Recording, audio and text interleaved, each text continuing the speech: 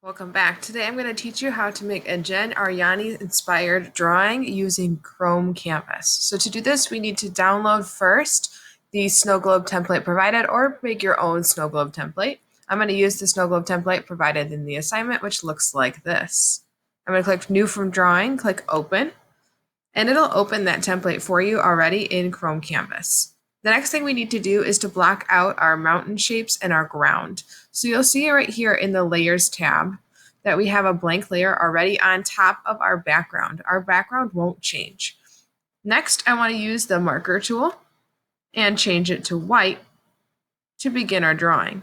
I want to make sure the opacity is at 100% and the size of my tool is also at 100%.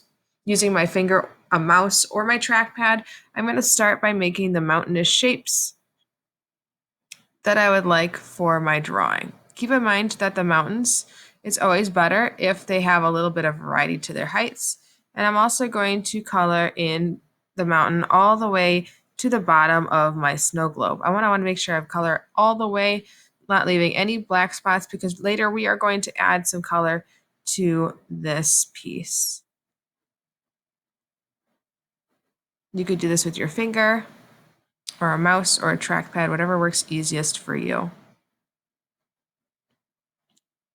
This will not only be the mountains, but this will be any ground below the mountains that are going to be covered in snow. And we'll separate the mountains and the ground very soon.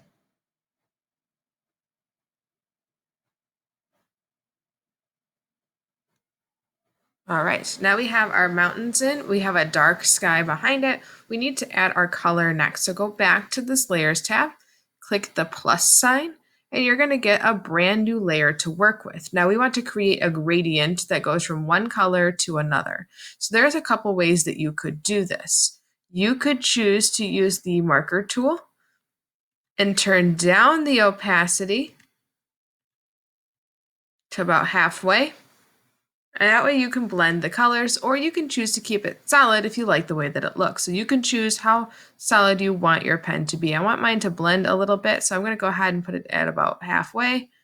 And I'm going to choose my 3 colors. So I am thinking about what I would like my 3 colors to be. I am thinking that I want it to be just in that evening. So I'm going to use probably red, purple, and blue. So I'm going to go ahead with my red first. I could choose to use this bright red or this dark red. I'm going to go ahead and try the bright red for now.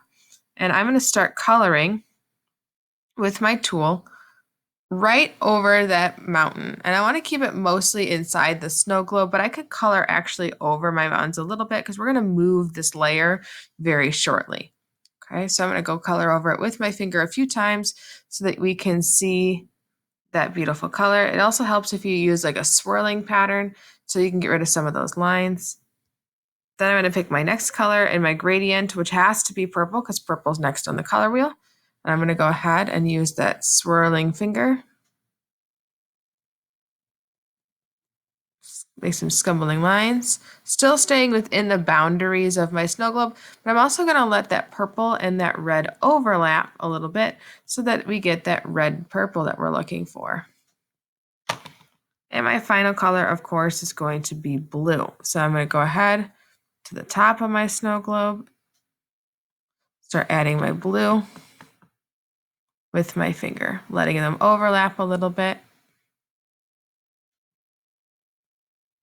Now, something that's important is we want these colors to overlap and blend as much as possible. So you may have to go back into the first colors you used and re-blend it over because that purple got a little strong. We want to make sure it transitions really well. And the blue got a little strong here. So we want to make sure that purple transitions pretty well. And just keep blending over and over until you're happy with your gradient. So you can see we've got red, red, purple, purple, blue, purple, and blue. Now we want the sky to go behind our mountain. So our next step is going to be to click our Layers tab, click and drag that layer under our mountain. And now we have our sky. Our next step is to make our layer of details. So we want to go back to our mountain layer and add a new layer on top. Now we have a fresh layer, so we're not editing our mountains anymore. We're going to keep using that marker tool. We're going to change its color to black for the rest of the drawing, change its opacity, and if you would like, you can change the size a little bit. I'm going to keep it at max for now so it's easier for you to see. Now the next thing I'm going to want to do is probably add some sort of horizon line to my drawing. If you need to, you can always erase a little bits that fell out. There we go. So that's going to be the horizon line. And then I'm going to change actually my size of my marker, and I'm going to trace my mountains. So keep my opacity up. I'm going to change my size. I can zoom in by using my 2 pincher fingers to drag and zoom my canvas at any time.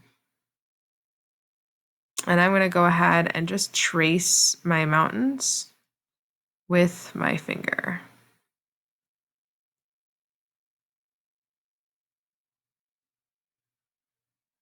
And what this is going to do is it's going to re-outline for us those beautiful mountain shapes.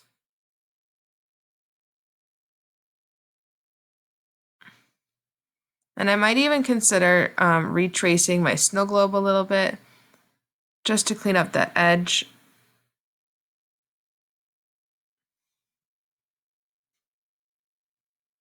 That way the snow globe is continuous.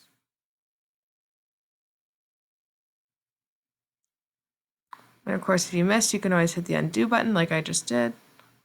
So I'm just retracing over the edge of my line work to clean up my snow globe.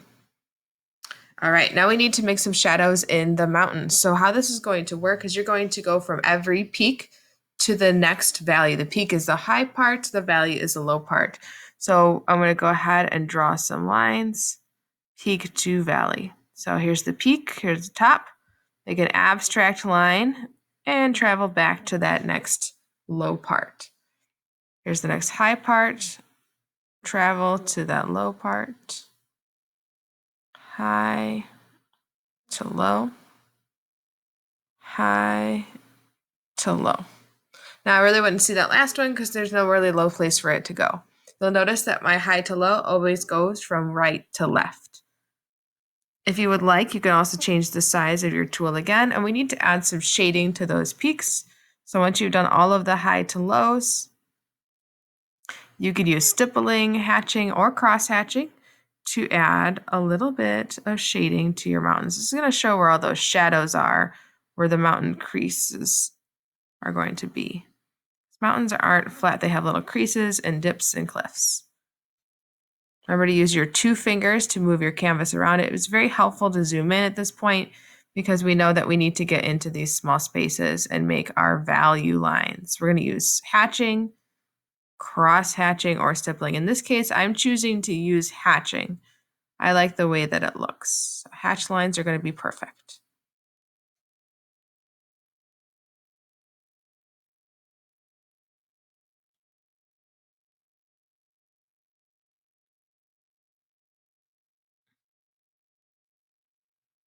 All right, let's zoom back out.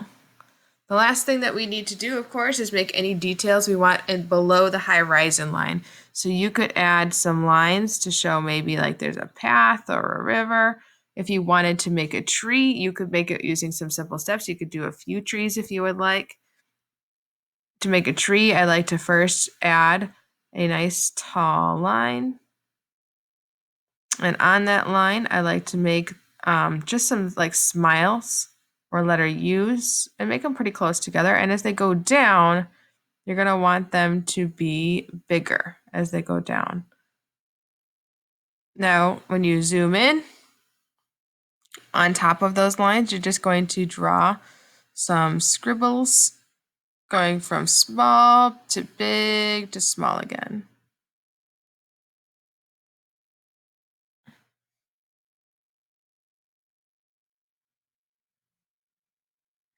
If you need to add more lines, you can. The lines don't have to be evenly spaced. In fact, many trees don't grow that way.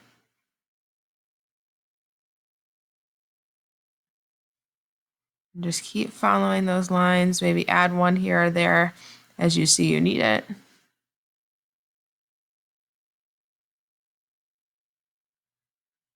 This tree looks like it has a little bit of a lean to it. And there we go. Now we have a beautiful fir tree on our snow globe scene. Let's zoom back out and take a look.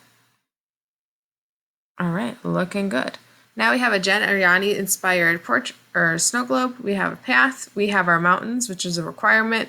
We have our value lines, which is a requirement. We chose to do hatching, but you could choose to do stippling or cross hatching. And we have our value gradient going from red to blue. So you could choose your 3 colors. And of course, I added a detail. You could add like a tent or trees or a lake, but whatever you choose is up to you. Remember to save. You're going to click the 3 dots in the corner. Click Save as Image, and it'll download it to your computer. Great work, and I can't wait to see what you make.